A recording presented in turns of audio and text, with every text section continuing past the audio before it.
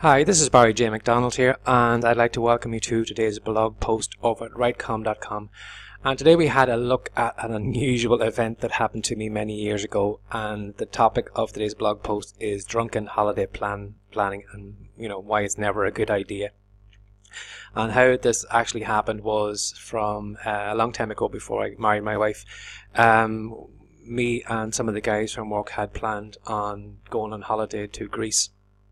And we had paid for our tickets and everything else with the accommodation sorted, and it was going to be a boys only holiday.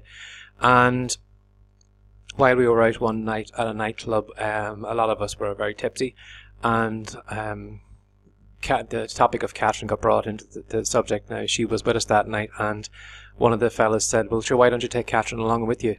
And first of all, I didn't think it was a good idea because we had originally planned that it was just going to be boys only. But of course, some of the boys said, well sure, why not take her anyway, sure. It's no harm. But the only thing was she hadn't got any accommodation sorted, but she could book the flight. So we all got it into our minds, as you do when you're drunk and you think you're thinking properly, that that we could put her on a flight and sneak her into the accommodation we were staying in, and she could bunk in with us. And of course that was okay at the time. Then when actually the holiday time came, then when she booked the flight, when she got to Greece, then we had the problem then of how are we going to get her from the airport to the accommodation, which was a good few miles away. And there was only one way of getting there, and that was with the bus.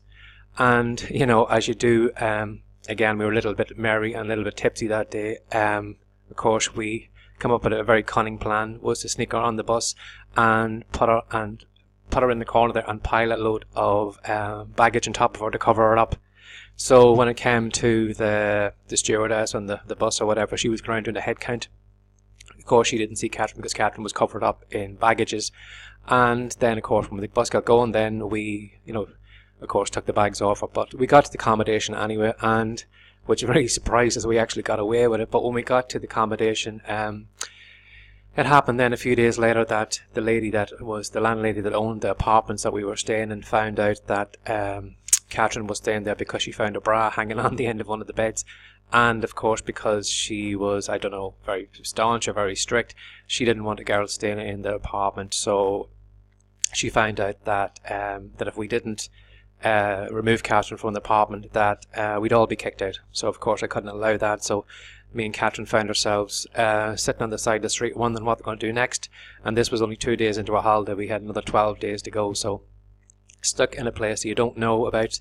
You're wondering how are you going to get some accommodation.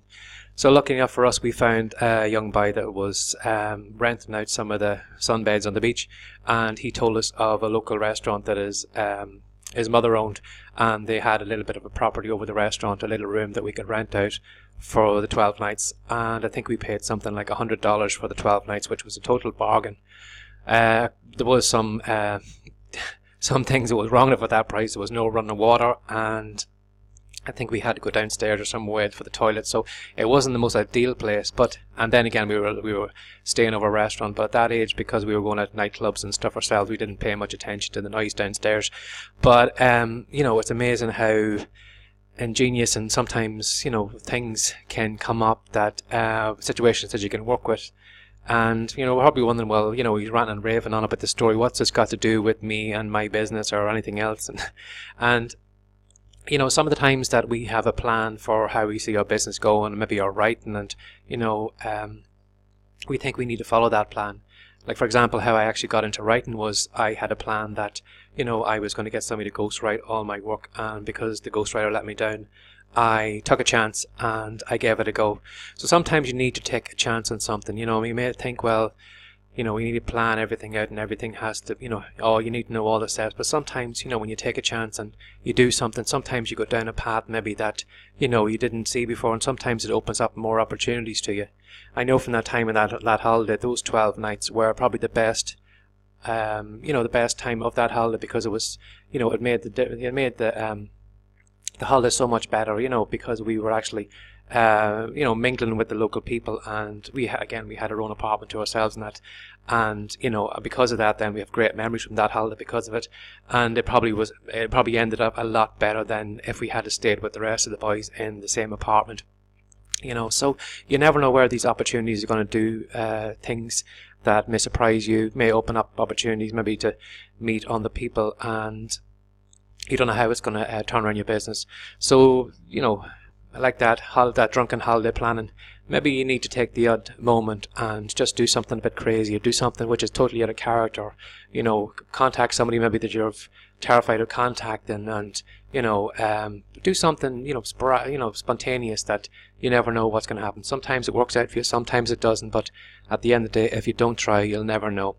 So this has been today's blog post. It's been an unusual one, all right, the drunken holiday planning one. So if you'd like to take a chance, not that you're drunk at the moment, but if you'd like to hop on over to the Rightcom blog, we've got 2 great free reports. One of them is going to show you one simple trick that's going to show you how to save money in your book promotions and see if your book promotions are actually as cost effective as it should be. And the other one is if you're interested in making money online, and this report's going to show you 10 ways to make money from writing.